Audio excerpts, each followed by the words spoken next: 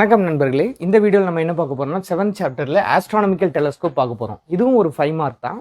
இது வந்து இந்த காம்பவுண்ட் மைக்ரோஸ்கோப்னுடைய உல்டா. காம்பவுண்ட் மைக்ரோஸ்கோப் என்ன பண்ணுது? கண்ணுக்கே தெரியாத ஆட்டம் மாதிரி சின்ன பொருளை நம்ம கண்ணு முன்னாடி கொண்டு வருது.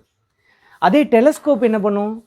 நமக்கு தூரமாக இருக்கக்கூடிய ஒரு மூன் மாதிரி ஒரு டிஸ்டன்ட் ஆப்ஜெக்டை நம்ம கண்ணு முன்னாடி கொண்டு வர முயற்சி பண்ணுது. அப்போது இதில் ஒரு பிரின்சிபல் ஆக்சிஸ் வரைஞ்சிக்காங்க. இப்போ இது காம்பவுண்ட் மைக்ரோஸ்கோப்லேருந்து எப்படி வேரி ஆகுதுன்னா, அப்ஜெக்டிவ் லென்ஸுன்னு சொல்லக்கூடிய லென்ஸ், ஆப்ஜெக்ட் பக்கமாக இருக்கிற லென்ஸை பெருசாக வரைங்க. அதுக்கு வந்து லார்ஜர் ஃபோக்கல் லென்த் இருக்கணும், ரைட்டா? இது அப்ஜெக்டிவ்ங்கிறதுனால ஓ போட்டேன். இப்போ டிஸ்டன்ட்லேருந்து வரக்கூடிய 2 லைட் ரேஸ் கன்சிடர் பண்ணுவோம். ஒன்று இந்த போல் வழியாக போகுது, இப்படி எடுத்துக்கலாம்.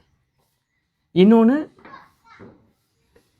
அதுவும் வந்து டிஸ்டன்ட் ஆப்ஜெக்ட்லேருந்து வருது. இதில் ஆரோ போட்டுருங்க, அப்போ தான் லைட் ரே எங்கேருந்து வருதுன்னு தெரியும். இதில் இந்த ஆப்ஜெக்ட்டுக்கான ஆங்கிளை மீன் பண்ணுறதுக்கு இதில் ஒரு ஆல்ஃபா போட்டு வச்சுக்கோங்க, ரைட் தானே?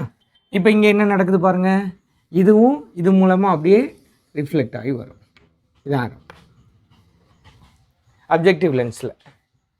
இப்போ இதில் என்ன செய்யுங்க, மூணாவதாக ஒரு ரேயை போட்டுருங்க. இந்த ரே தான் ரெஃபரன்ஸ். இதை சென்ட்ரு பாயிண்ட்டாக வச்சு ஒரு சின்ன லென்ஸு, ரைட்டுங்களா? இதை வர இதில் கொண்டு வந்து இதுவும் இந்த லென்ஸில் பட்டு இந்த ரேஸ் ட்ராவல் ஆகுதுன்னு எடுத்துக்கோம். 3 ரே. அப்போ இது அப்ஜெக்டிவ்னா இது என்னது? ஐபீஸ். இது ஒரு ஸ்மாலர் ஃபோக்கல் லென்த், இதை விட சின்னது, ரைட்டா? இப்போ இங்கே இந்த 2 ரேயும் மீட் ஆகிற இடத்துல ஒரு இமேஜ் இருக்கும், ஒரு ரியல் இமேஜ். இந்த அப்ஜெக்டிவுடையது. இந்த ரியல் இமேஜ் ஆப்ஜெக்டாக மாறி ஒரு ஃபைனல்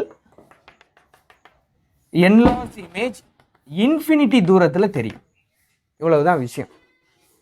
அப்போ இதுக்கு மெக்னிஃபிகேஷன் எப்படி கண்டுபிடிக்க? ஆங்கிளை வச்சு தான் சொல்லணும். இது ஆல்ஃபா சியர், இது பீட்டா. ஆப்ஜெக்ட்டுக்குள்ள ஆங்கிள் இங்கே எடுத்துக்கலாம், இதை இங்கே இப்படியும் மாற்றிக்கலாம் நீங்கள். எஸ், ப்ராபப்ளி சார் தான், இதையும் சொல்லலாம். அப்போ இங்கே மெக்னிஃபிகேஷன் எப்படி கண்டுபிடிங்க? இந்த இமேஜ் ஆங்கிளையும் ஆப்ஜெக்ட் ஆங்கிளையும் கம்பேர் பண்ணி சொல்லிடலாம். அப்போ பீட்டா எப்படி எடுத்துக்கலாம்? இதில் டேன் போடுங்க, இதில் பீட்டா போட்டிங்கன்னா ஆப்போசிட். இது வந்து என்னது? A prime B prime, that is h, height of the image. அப்போ h divided by, ரைட்டுங்களா சார்? பீட்டா எழுதுகிறேன், h by, இப்போ இந்த இடத்துல உருவாயிருக்குன்னா இதை வந்து நம்ம என்ன சொல்லணும்? FEன்னு சொல்லணும், ஃபோக்கல் பாயிண்ட் ஆஃப் ஐபீஸ். அதே மாதிரி இதை என்ன சொல்லிடலாம்னா ஃபோக்கல் பாயிண்ட் ஆஃப் அப்ஜெக்டிவ்னு சொல்லலாம், இந்த மீதி இருக்கிறது. அப்போ இங்கே பீட்டாவுக்கு h by FEன்னு வந்திருக்குமா? அதே மாதிரி ஆல்ஃபா கண்டுபிடிங்க. ஆல்ஃபா இங்கே என்ன வரும்? அதே h ஆப்போசிட் பை F0ன்னு வந்துடும், ரைட்டா? இப்போ இந்த ரெண்டையும் கம்பேர் பண்ணுங்கள். அப்போ மெக்னிஃபிகேஷன் இஸ் பீட்டா பை ஆல்ஃபானா h by FE into alpha எவ்வளவு? அதை மாற்றி எழுதுங்க, F0 by hன்னு. ஏன்னா டிவிஷனில் இருக்கு இல்லையா இங்கே ஆல்ஃபா, அதனால் அதை மாற்றி எழுதிக்கிட்டேன். அப்போ இப்போ மெக்னிஃபிகேஷனுக்கான ஃபார்முலா எப்படி வந்துருச்சு? F0 by FE. 2 ஃபோக்கல் லென்த்தையும் நீங்கள் டிவைட் பண்ணால் சொல்லிடலாம்.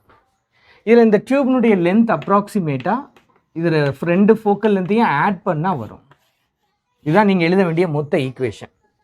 இதை நம்ம என்ன சொல்லுவோம்? டெலஸ்கோப்னு சொல்லுவோம். அப்போது டிஸ்டன்ட்லேருந்து வரக்கூடிய அந்த லைட் ரேஸ் இந்த அப்ஜெக்டிவ் லென்ஸ் மூலமாக ஒரு ஃபைனல் இமேஜ், ரியல் இமேஜை உருவாக்குது.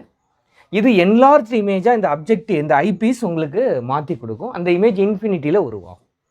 இவ்வளவு தான். ஸோ இதுக்கான மெக்னிஃபிகேஷன் ஃபார்முலா கொடுத்துருக்கோம். அப்ராக்சிமேட்டாக அந்த டியூப்னுடைய லென்த் என்னன்னு சொல்லிட்டோம். எல்லாமே அப்போ இதனுடைய ஃபோக்கல் லென்த்தை வச்சு தான், அந்த 2 லென்ஸுடைய ஃபோக்கல் லென்த்தை வச்சு தான்.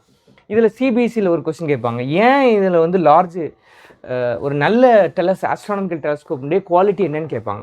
அதுக்கு வந்து பெரிய லார்ஜ் அப்பர்ச்சூர் வேணும். ஏன்னா அங்கேருந்து வரக்கூடிய லைட் அது கலெக்ட் பண்ணணும். ஏன்னா ரொம்ப டிஸ்டன்ட்லேருந்து வர்றதுனால it has to collect more amount of light. அதனால it has large aperture and of course large focal length when you compare with eyepiece, right? புரியும் நம்புகிறேன். Thank you very much.